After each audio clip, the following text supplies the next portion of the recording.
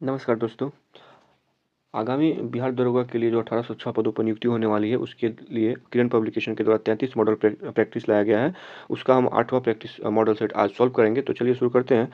इस model set का पहला प्रश्न है, गौतम बुद्ध ने बोध के लिए अपना रास्ता खोजने का फैसला किया और बिहार के बोधगया में डैश के पेड़ के नीचे कई दिनों तक ध्यान किया। तो किस पेड़ के नीचे इन्होंने ध्यान किया था? तो विकल्प एक जो है इसका सही हो जाएगा, पीपल पेड़ के नीचे इन्होंने ध्यान दिया था। अगर इसको हम थोड़ा सा एक्सप्लेन करें तो गौतम बुद्ध का जो जन्म है वो दक्षिण नेपाल के तराई मैदान में स्थित लुम्बिनी के कपिलवस्तु गांव में हुआ था और उनके पिताजी थे वो शाक्य वंश के शाही परिवार के थे। और गौतम बुद्ध ने 29 साल की उम्र में उन्होंने घर छोड़ दिया, तपस्या की जीवन शैली को अपनाया और लगातार 49 दिनों के ध्यान के बाद गौतम बुद्ध को बोधगया में एक पीपल के पेड़ के नीचे बोधि अर्थात ज्ञान की प्राप्ति हुई थी। तो विकल्प एक जो है इसका सही आंसर है। अगला प्रश्न है, अशोक के धम्म में भगवान की पूजा या बलिदान का प्रदर्शन डैश है, क्या है? यह शामिल नहीं है, इनमें शामिल नहीं है। विकल्प तीन जो है इस प्रश्न का सही आंसर है।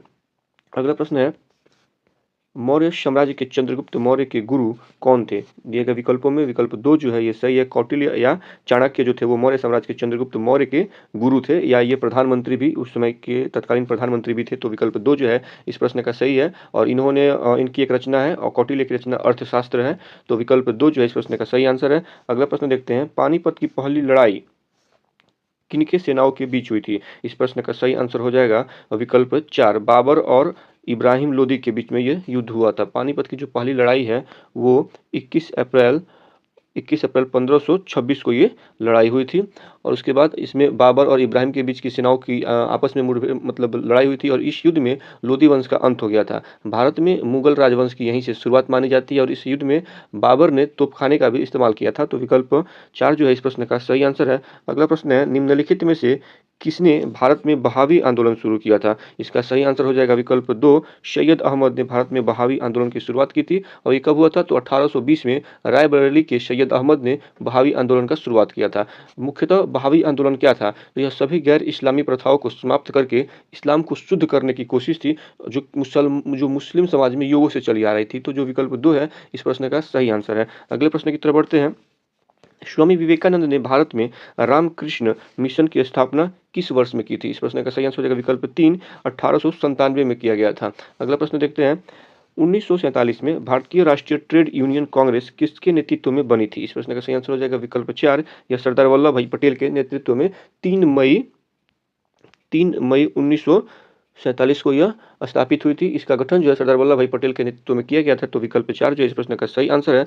अगला प्रश्न देखते हैं, भारत के किस वायसराय के शासनकाल में विधवा पुनर्विवाह अधिनियम शुरू हुआ था? विधवा पुनर्विवाह अधिनियम किस वायसराय के काल में शुरू हुआ था? इस प्रश्न का सही आंसर हो जाएगा विकल्प तीन, लॉर्ड डलहौजी के शासनकाल में यह मुख्य रूप से देखिए तो 26 जुलाई 1856 को हिंदू विधवा पुनर्विवाह अधिनियम लागू हुआ था। ठीक है, और इसमें एक भारत की तरफ से ईश्वर चंद्र विद्यासागर जो है इस सुधार में सबसे प्रमुख प्रचारक थे। तो विकल्प डी जो है इस प्रश्न का सही आंसर है। अगला प्रश्न देखते हैं, भारतीय राष्ट्रीय कांग्रेस की स्थापना के समय भारत का वायसराय कौन था? इसका सही आंसर हो जाएगा विकल्प एक, डफरिन उस समय भारत का वायसराय था।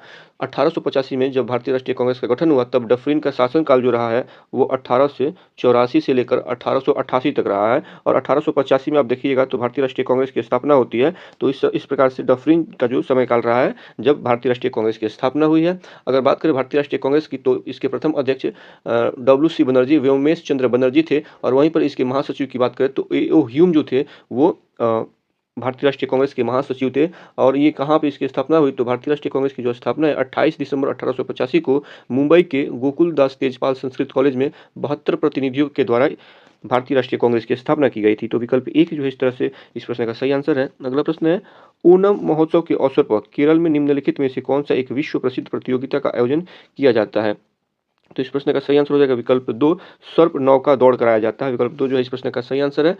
यह एक नावों की दौड़ होती है जो ओणम में खासकर मनाया जाता है और यह केरल का सबसे बड़ा और सबसे महत्वपूर्ण त्यौहार है। केरल में ये जो देखिएगा वल्लम काली या सांप या नाव के रेस के रूप में जाना जाता है। यह पंपा नदी पर आयोजित होता है तथा यह भगवान कृष्ण और अर्जुन को समर्पित एक हिंदू मंदिर है वहाँ पे, अरमानुला, उसी के पास यह जो प्रतियोगिता है यह आयोजित की जाती है। तो विकल्प दो जो है इस प्रश्न का सही आंसर है। अगले प्रश्न की तरफ बढ़ते हैं, discourse on equality discourse on inequality, माफ कीजिएगा, discourse on inequality second discourse किसने लिखा? इसका सही आंसर हो जाएगा विकल्प 3, यह रूसो की रचना है। विकल्प 3 इसका सही आंसर हो जाएगा। रूसो, अगर इनका देखें तो पूरा नाम इनका है जीन जैक्स रूसो। यह एक फ्रांसीसी राजनीतिक सिद्धांतकार और दार्शनिक थे। उनकी पुस्तक डिस्कोर्स ऑन इनइक्वालिटी, जिससे आमतौर पर सेकंड डिस्कोर्स के नाम से भी जाना जाता है। तो इस प्रश्न का जो सही आंसर है वो विकल्प 3 है। अगले प्रश्न की ओर बढ़ते हैं। किस द्वीप पर नेपोलियन बोनापार्ट का जन्म हुआ था? इसका सही आंसर हो जाएगा विकल्प 1, कार्सिका द्वीप पर। कार्सिका द्वीप पर 15 अगस्त 1769 को भूमध्य सागरीय द्वीप के कोर्सिका में इनका जन्म हुआ था। यह फ्रांसीसी सैन्य नेता और सम्राट थे जिन्होंने 19वीं शताब्दी की शुरुआत में यूरोप के अधिकांश हिस्से पर विजय प्राप्त की और 1804 में स्वयं को सम्राट का ताज पहनाया था। तो विकल्प 1 जो है इस प्रश्न का सही आंसर है। अगला प्रश्न देखते हैं। कौन सा संवैधानिक संशोधन अधिनियम पंचायती राज संस्थाओं को संवैधानिक दर्जा देता है? इसका सही आंसर हो जाएगा विकल्प 3, 73वां संवैधानिक संशोधन अधिनियम। कब ये हुआ था? तो ये 73वां संवैधानिक संशोधन जो था 1993 में ये संशोधन हुआ था। 1993 में पारित 73वें संविधान संशोधन अधिनियम के द्वारा पंचायती राज संस्थाओं को संवैधानिक दर्जा दिया गया। इस संविधान संशोधन अधिनियम द्वारा संविधान में भाग 9 जोड़ा गया और उस भाग 9 का नाम दिया गया था पंचायती राज, जिसमें अनुच्छेद है 243 से लेकर 243 ओ तक इसमें अनुच्छेद है जो कि पंचायती राज से संबंधित है। तो इस प्रकार से इस विकल्प का सही आंसर, इस प्रश्न का जो सही विकल्प है वो विकल्प 3 है। अगला प्रश्न देखते हैं। भारतीय संविधान के किस अनुच्छेद के तहत पाकिस्तान से आने वाले कुछ प्रवासियों को नागरिकता के अधिकार दिए गए हैं? इसका सही आंसर हो जाएगा विकल्प 2, अनुच्छेद 7 के तहत। भारतीय संविधान के भाग 2 में वर्णित अनुच्छेद 7 के अनुसार एक व्यक्ति जो 1 मार्च 1947 के बाद भारत से पाकिस्तान चला गया हो किंतु बाद में फिर भारत लौट आया हो, तो वैसे व्यक्ति को भारतीय नागरिक बनाया जा सकता है। इसके लिए इसे यानी उस व्यक्ति को पंजीकरण हेतु आवेदन की तिथि से 6 माह पूर्व तक भारत में निवास होना चाहिए। तो विकल्प 2 जो है इस प्रश्न का सही आंसर है। अगला प्रश्न देखते हैं।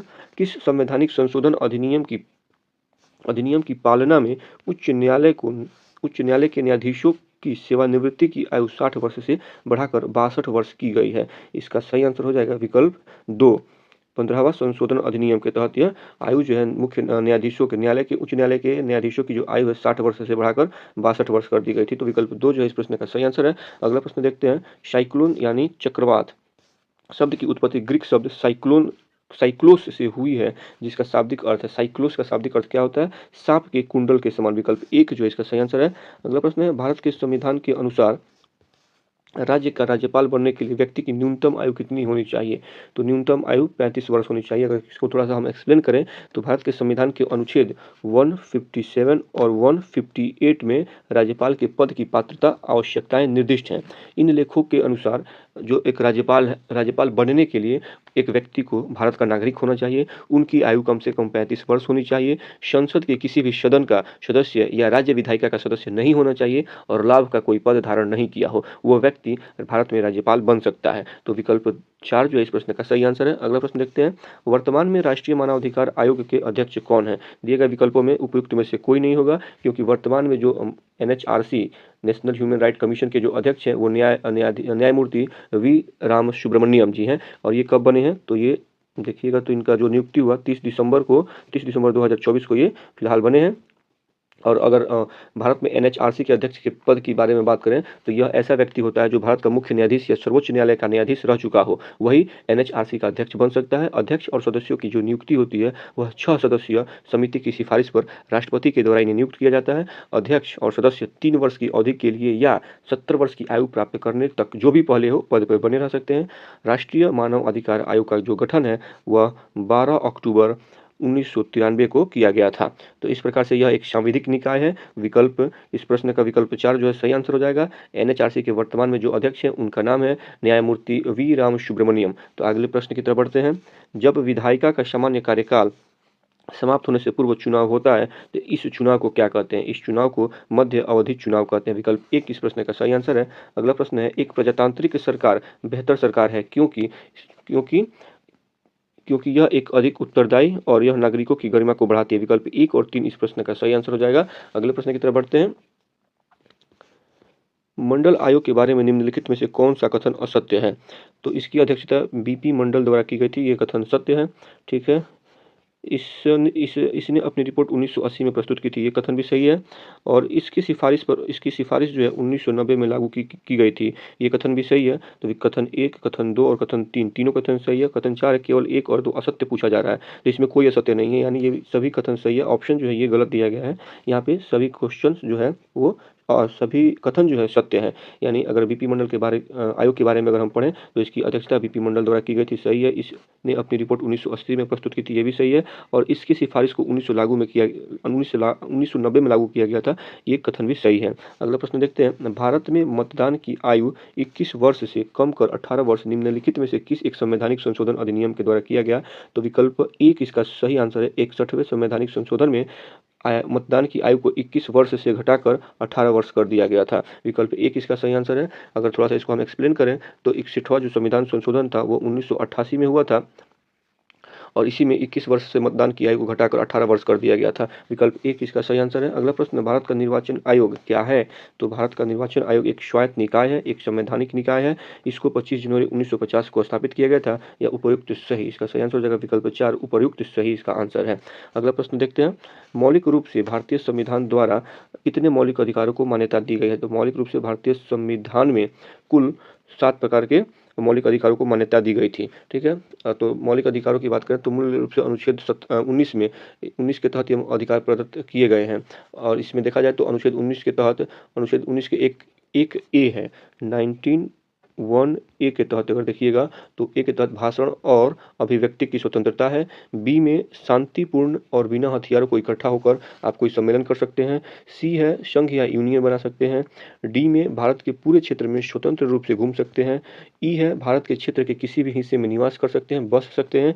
और जी दिया गया है कि आप कोई भी पेशा अपना या व्यवसाय करने के लिए स्वतंत्र हैं। तो इसके अलावा भी एक अधिकार था, संपत्ति का अधिकार था, लेकिन इसका जो वर्णन है इसको संपत्ति के अधिकार से हटाकर अनुच्छेद 300 क में कानूनी अधिकार के रूप में कर दिया गया है। तो विकल्प 2 जो है इस प्रश्न का सही आंसर है। अगला प्रश्न देखते हैं, पृथ्वी का आकार है कैसा है? पृथ्वी का आकार गोलाकार नहीं है, वृत्ताकार नहीं है, चतुष्फलकीय नहीं है, जियोड है। विकल्प 4 जो है इस प्रश्न का सही आंसर है।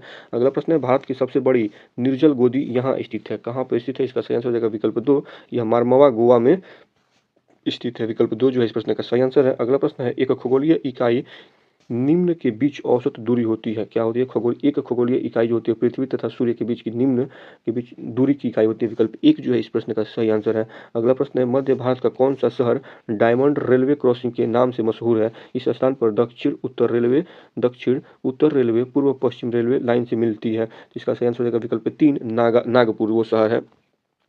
एक डायमंड क्रॉसिंग वह बिंदु होता है जहाँ पर 2 रेलवे लाइनें क्रॉस होती हैं। 2 रेलवे लाइनें इस प्रकार से अगर देखा जाए तो क्रॉस होती है, जिससे क्रॉसिंग पॉइंट पर हीरे की आकृति बनती है। अगर ऐसे होगा तो क्रॉसिंग पॉइंट पर एक तरह से हीरे की आकृति जो बनती है। और यह नागपुर में डायमंड क्रॉसिंग का एक डबल डायमंड रेलवे क्रॉसिंग है, जो डबल लाइनों द्वारा एक दूसरे को पार करती है। नागपुर देश का एकमात्र ऐसा शहर है जहाँ उत्तर, दक्षिण, पूर्व और पश्चिम सभी जुड़ते हैं। तो विकल्प 3 जो है इस प्रश्न का सही आंसर है। अगला प्रश्न है, वाइपिन द्वारा द्वीप अरब सागर में भारतीय तट पर स्थित बहुत ही उबड़-खाबड़ वाला और घनी आबादी वाला द्वीप है। निम्न में से कौन सा शहर इसके समीप स्थित है? इस प्रश्न का सही आंसर हो जाएगा विकल्प 4, कोची इसके समीप स्थित है। अगला प्रश्न है, भारतीय हीरा संस्थान कहाँ स्थित है? इस प्रश्न का सही आंसर हो जाएगा विकल्प 4, यह सूरत में स्थित है। अगला प्रश्न देखते हैं, जेलेपला, नाथुला, जोजिला और पटकई निम्नलिखित में से किसके नाम है? इसका सही आंसर हो जाएगा विकल्प 1, ये हिमालयी दर्रे के नाम है। हिमालय में स्थित कुछ दर्रे हैं, जेलेपला, नाथुला, जोजिला और पटकई बूम। अगर हम इसको थोड़ा सा डीपली पढ़ें, इसको देखें तो जेलेपला, नाथुला दर्रा, जोजिला और पटकई हिमालयी दर्रों के नाम है। जेलेपला जो है पूर्वी सिक्किम जिला में पड़ता है, सिक्किम और तिब्बत के बीच स्थित है। जोजिला भारतीय राज्य जम्मू और कश्मीर पूर्वी सिक्किम जिले में, नाथुला और पटकई म्यांमार के साथ भारत की उत्तरी पूर्वी सीमा से गुजरता है। तो विकल्प 1 जो है इस प्रश्न का सही आंसर है। अगला प्रश्न है, निम्नलिखित में से कौन सी जोड़ी सुमेलित है? नंदा देवी हिमाचल प्रदेश में, मानस गुजरात में, ये जो दिए गए हैं नंदा देवी, मानस और नोकरेक और सिमलीपाल, ये सभी राष्ट्रीय उद्यानों के नाम हैं। तो नंदा देवी हिमाचल प्रदेश में गलत है, मानस गुजरात में ये भी गलत है, नोकरेक मेघालय में है, नोकरेक मेघालय में है, ये सही है। सिमलीपाल पश्चिम बंगाल में है, ये भी गलत है। विकल्प 3 जो इस प्रश्न का सही आंसर है। बाकी के ऑप्शनों को देख लेते हैं। नंदा देवी जो है, नंदा देवी उत्तराखंड में स्थित है, मानस असम में स्थित है और सिमलीपाल जो है उड़ीसा में स्थित है। तो विकल्प 3 जो है इस प्रश्न का सही आंसर है। अगला प्रश्न है, केशर, नीलम, लंगड़ा किस फल की प्रजातियां हैं? तो ये आम की प्रजातियां हैं। विकल्प 1 इसका सही आंसर है। अगला प्रश्न है, भारत के 14वें वित्त आयोग के अध्यक्ष कौन थे?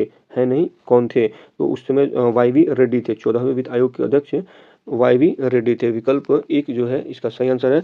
14वें वित्त आयोग के अध्यक्ष वाई.वी. रेड्डी थे। 15वें वित्त आयोग के अध्यक्ष जो थे वो एन.के. सिंह थे, एन.के. सिंह। और अभी 16वां वित्त आयोग लागू हो चुका है, जिसका समय काल 2025 से 30 होगा, क्योंकि ये 3-5 सालों के लिए ही गठित होता है, राष्ट्रपति के द्वारा गठित किया जाता है। तो 16वें वित्त आयोग का जो गठन हो चुका है, इसके अध्यक्ष वर्तमान में अरविंद पनगड़िया हैं। तो अगर वित्त आयोग का, मुख्य रूप से वित्त आयोग की बात करें, तो केंद्र सरकार द्वारा जनवरी 2013 में 14वें वित्त आयोग का गठन किया गया था। ठीक है। उसके बाद ये जो वित्त आयोग होता है, इसका कार्य क्या होता है? तो आयोग का गठन केंद्र, राज्य एवं स्थानीय सरकारों के मध्य संसाधनों की समुचित वितरण हेतु इसका गठन किया जाता है। 15वां वित्त आयोग के अध्यक्ष एन.के. सिंह है। इस आयोग का कार्यकाल जो था, 15वें वित्त आयोग का कार्यकाल 2020 से 2025 तक था। वित्त आयोग का गठन भारत के माननीय राष्ट्रपति द्वारा अनुच्छेद, ये ज़्यादा इंपॉर्टेंट है, वित्त आयोग किस आर्टिकल में है? तो आर्टिकल 280 में है। तो जो वित्त आयोग का गठन होता है राष्ट्रपति के द्वारा अनुच्छेद 280 के अंतर्गत प्रत्येक 5 वर्ष के अंतराल पर किया जाता है। वित्त आयोग में एक अध्यक्ष तथा 4 अन्य सदस्य होते हैं। तो 34 का जो सही आंसर हो जाएगा विकल्प 1 हो जाएगा। अगला प्रश्न देखते हैं।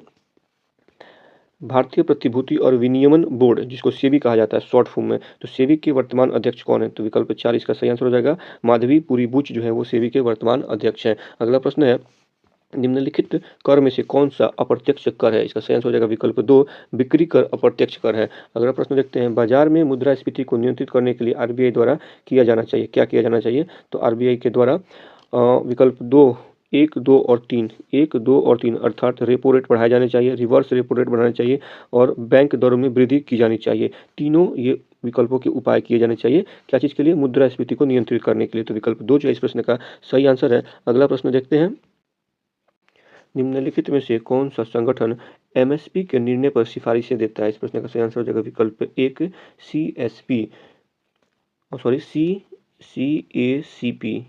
सीएसीपी, इसको थोड़ा सा अगर हम एक्सप्लेन करें तो भारत सरकार की केंद्रीकृत एजेंसी कृषि लागत और मूल्य आयोग, जिसको सीएसीपी कहते हैं, फसलों के नियम के लिए न्यूनतम समर्थन मूल्य एमएसपी की सिफारिश करती है। एमएसपी का उद्देश्य किसानों को आधुनिक तकनीक को अपनाने के लिए प्रोत्साहित करना है और देश में उभरती मांग पद्धति के अनुरूप उत्पादकता और समग्र अनाज उत्पादन को बढ़ाना है। तो विकल्प 1 जो है इस प्रश्न का सही आंसर है। अगला प्रश्न है, निम्नलिखित में से कौन सरकार की राजकोषीय नीति का एक हिस्सा है? बैंकों का पर्यवेक्षण करना या कर निर्धारण करना? इस प्रश्न का सही आंसर हो जाएगा विकल्प 3, केवल 2, यानी कर निर्धारण करना ही बैंकों यानी सरकार की राजकोषीय नीति का एक हिस्सा है। तो विकल्प 3 इस प्रश्न का सही आंसर हो जाएगा। अगला प्रश्न है, राष्ट्रीय खाद्य सुरक्षा अधिनियम के बारे में निम्नलिखित में से कौन सा कथन गलत है?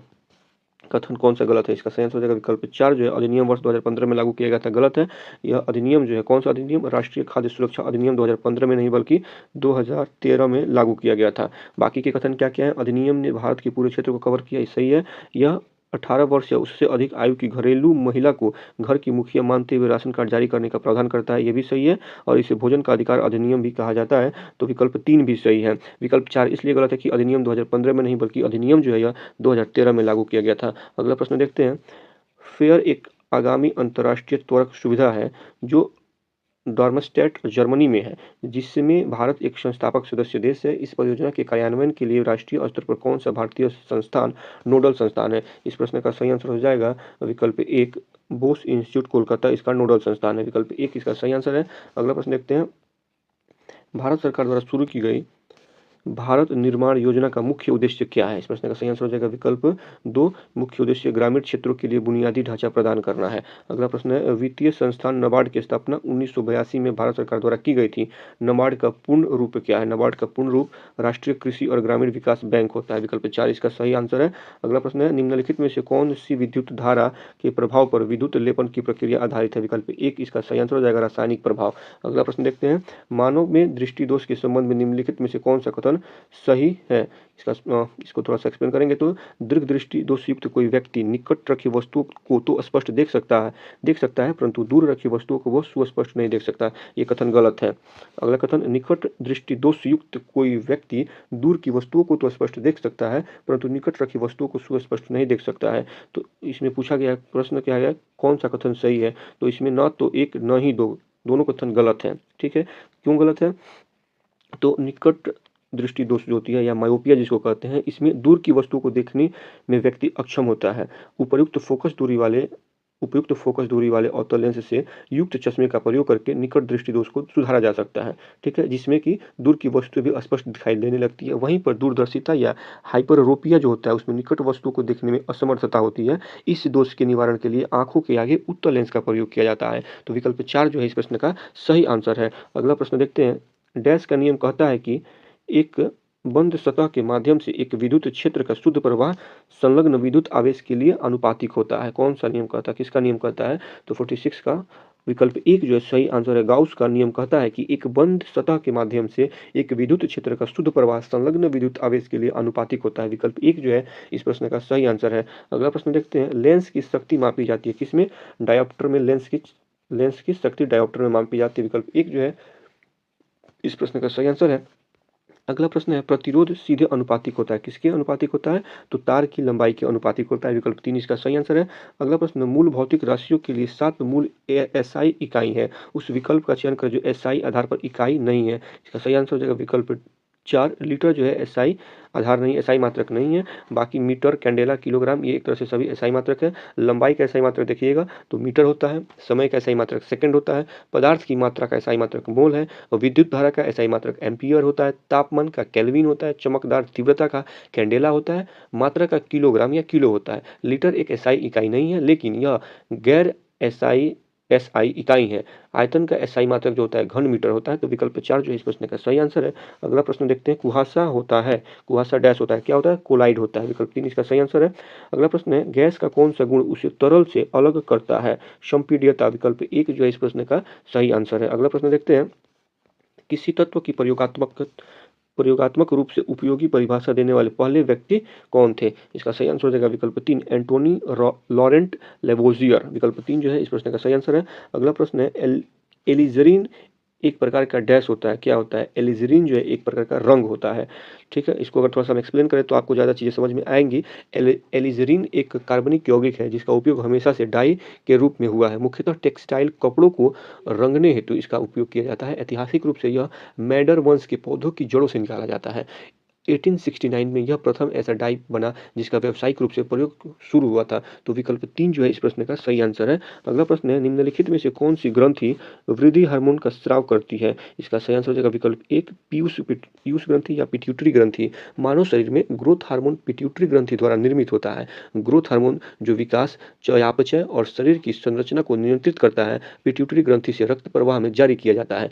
पिट्यूटरी ग्रंथि अन्य हार्मोन भी बनाती है जिसके अलग अलग कार्य होते हैं। तो इस प्रश्न का जो सही आंसर है विकल्प 1 है पीयूष या पिट्यूटरी ग्रंथि। अगला प्रश्न है। 1985 का वियना सम्मेलन की सुरक्षा के लिए आहूत किया गया था, डैश की सुरक्षा के लिए आहूत किया गया था। इसका सही आंसर हो जाएगा विकल्प 4 ओजोन परत की सुरक्षा के लिए यह आहूत किया गया था। अगला प्रश्न है। किस पौधे से लिटमस निकाला जाता है?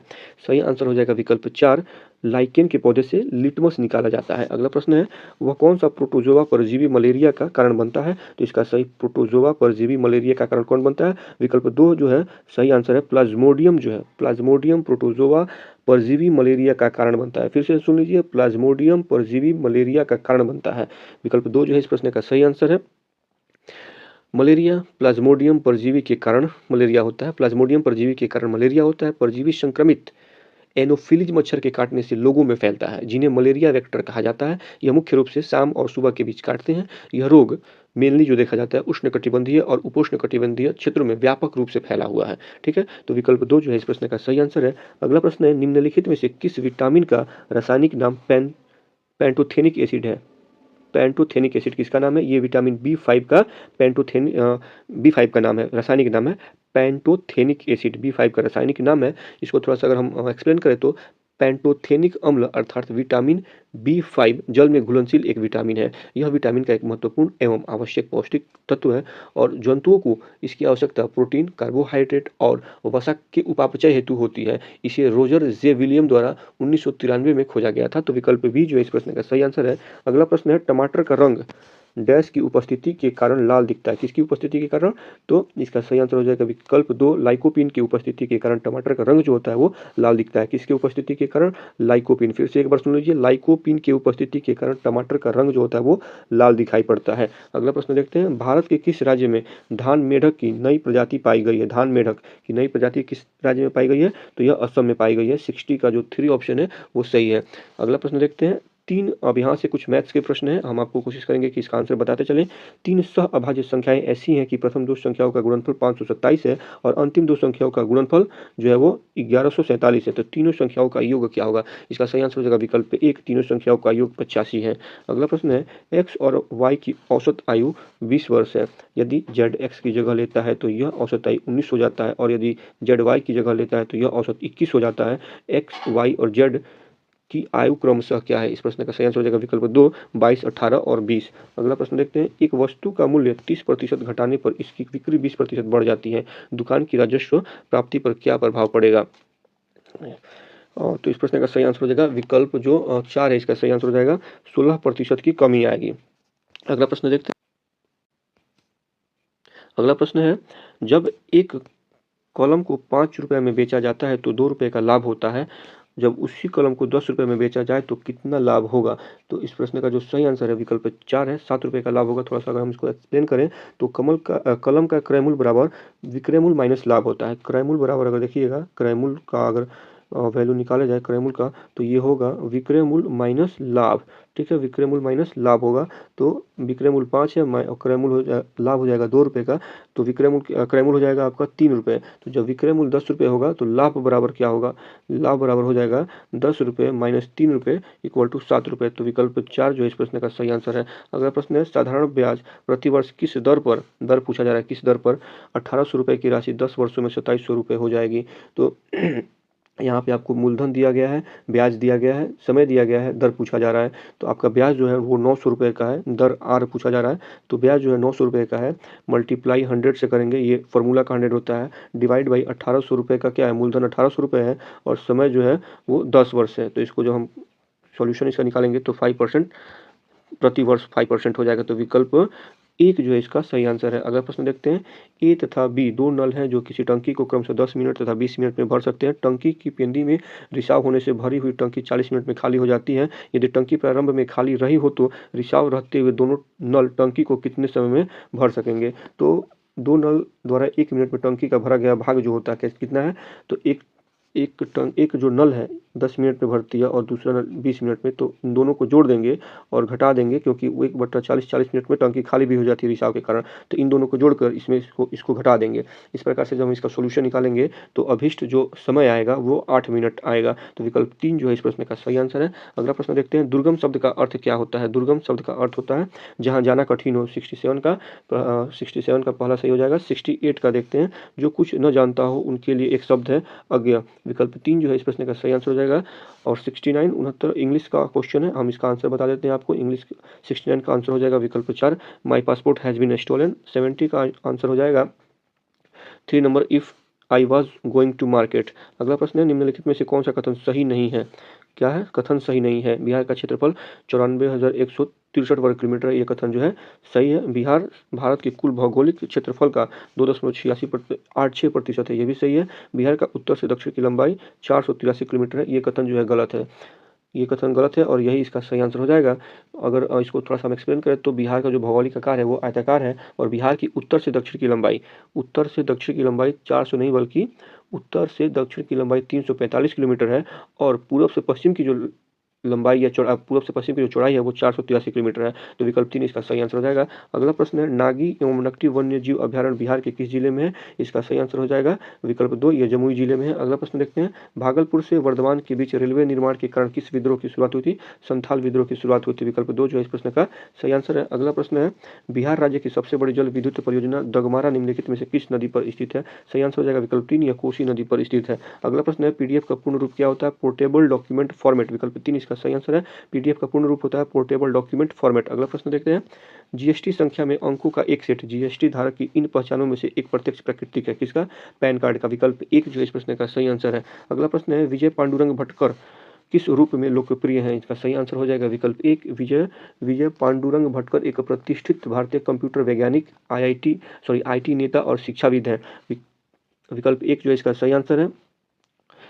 इन्होंने इनको सुपर कंप्यूटिंग में भारत के लिए राष्ट्रीय पहल के वास्तुकार के रूप में जाना जाता है, जहां इन्होंने परम सुपर कंप्यूटर के विकास का नेतृत्व किया था। तो विकल्प 1 जो इस प्रश्न का सही आंसर है। अगला प्रश्न है, कुडनकुलम परमाणु ऊर्जा संयंत्र किस राज्य में है? कुडनकुलम परमाणु ऊर्जा संयंत्र किस राज्य में है? यह तमिलनाडु में है। विकल्प 3 इसका सही आंसर है। अगला प्रश्न है, नासा ने किस वर्ष में अपने सबसे प्रसिद्ध टेलीस्कोप हबल स्पेस टेलीस्कोप का प्रक्षेपण और तैनात किया था? कब किया था? तो इसका सही आंसर हो जाएगा विकल्प 1, 1990 में किया था। अगला प्रश्न है, निम्नलिखित में से कौन सा संगठन छात्रवृत्ति या अभ्यास के माध्यम से ऊर्जा नीति में विशिष्ट योगदान की मान्यता में प्रतिष्ठित कार्नोट पुरस्कार प्रदान करता है? तो सिंपल भाषा में देखा जाए तो पूछा गया कि कौन सा संगठन कार्नोट पुरस्कार प्रदान करता है। आसान भाषा में कौन सा संगठन कार्नोट पुरस्कार प्रदान करता है? तो इसका सही आंसर हो जाएगा विकल्प 4, क्लीमेन सेंटर फॉर एनर्जी पॉलिसी जो है ये कार्नोट पुरस्कार प्रदान करती है। विकल्प 4 जो इसका सही आंसर हो जाएगा। अगला प्रश्न है, 22वें शंघाई अंतर्राष्ट्रीय फिल्म महोत्सव में किस फिल्म ने उत्कृष्ट कलात्मक उपलब्धि के लिए पुरस्कार जीता है? इसका सही आंसर हो जाएगा विकल्प 4, वेल मरंगल ने यह पुरस्कार जीता है। अगला प्रश्न है, प्रसिद्ध किताबुल हिंद जो था प्रसिद्ध किताब उल हिंद डैश भाषा में लिखी गई है? किस भाषा में लिखी गई है? तो यह अरबी भाषा में लिखी गई है। 82 का दूसरा जो है वो सही है। किताबुल हिंद को एक फारसी विद्वान अलबरूनी ने लिखा था। अलबरूनी ने लिखा है अरबी भाषा में, यह अरबी भाषा में लिखी गई है। यह एक विस्तृत ग्रंथ है जो विभिन्न ज्ञान विज्ञान रीति रिवाज सामाजिक जीवन कानून मापन विधियों जैसे अनेक शिक्षा के क्षेत्रों के आधार पर 80 अध्यायों में विभाजित है। तो विकल्प 2 जो है इस प्रश्न का सही आंसर है। अगला प्रश्न है, when will man take us नामक पुस्तक के लेखक कौन है? तो इसका सही आंसर हो जाएगा विकल्प 4, अतुल जलान इसके लेखक हैं। अगला प्रश्न है, उत्कृष्ट रचना the wealth of nation dash द्वारा लिखी गई? किसके द्वारा? एडम स्मिथ के द्वारा लिखी गई। 84 का तीसरा आंसर सही होगा, एडम स्मिथ के द्वारा द वेल्थ ऑफ नेशन लिखा गया है। अगला प्रश्न, राष्ट्रीय एकता दिवस कब मनाया जाता है? इसका सही आंसर हो जाएगा विकल्प 1, 31 अक्टूबर को राष्ट्रीय एकता दिवस मनाया जाता है। 24 नवंबर को विश्व मधुमेह दिवस मनाया जाता है और 30 जनवरी को शहीद दिवस मनाया जाता है। 86 देखा जाए क्वेश्चन नंबर 86, तो विश्व उपभोक्ता अधिकार दिवस कब मनाया जाता है? तो इसका सही आंसर हो जाएगा विकल्प 2, यह 15 मार्च को मनाया जाता है। अगला प्रश्न है, नाटो उत्तर अटलांटिक संधि संगठन का मुख्यालय कहाँ है? इसका सही आंसर हो जाएगा विकल्प 4, इसका जो हेडक्वार्टर है ब्रुसेल्स बेल्जियम में है। अगला प्रश्न देखते हैं, ओपेक पेट्रोलियम निर्यातक देशों का एक संगठन है, इसका मुख्यालय कहाँ अवस्थित है? इसका सही आंसर हो जाएगा विकल्प 4, वियना ऑस्ट्रेलिया में ओपेक का हेडक्वार्टर है। ओपेक की स्थापना देखा जाए तो सितंबर 1960 में ओपेक की स्थापना हुई थी। वर्तमान संगठन में कुल 13 सदस्य हैं। ओपेक का मुख्यालय ऑस्ट्रेलिया के वियना में स्थित है। तो विकल्प 4 जो इस प्रश्न का सही आंसर है। अगला प्रश्न है, यूनिवर्सल पोस्टल यूनियन यूपीयू का मुख्यालय कहाँ स्थित है? यूपीयू का मुख्यालय किस स्थान पर है? तो 89 का जो सही आंसर है विकल्प 3 है, ये बर्न स्विट्जरलैंड में इसका मुख्यालय स्थित है। अगला प्रश्न है, अपू निम्नलिखित में से किस वर्ष आयोजित एशियाई खेल का शुभंकर था? इसका सही आंसर हो जाएगा विकल्प 1, 1982 में आयोजित एशियाई खेलों का जो शुभंकर था वो अपू था। विकल्प 1 इस प्रश्न का सही आंसर है।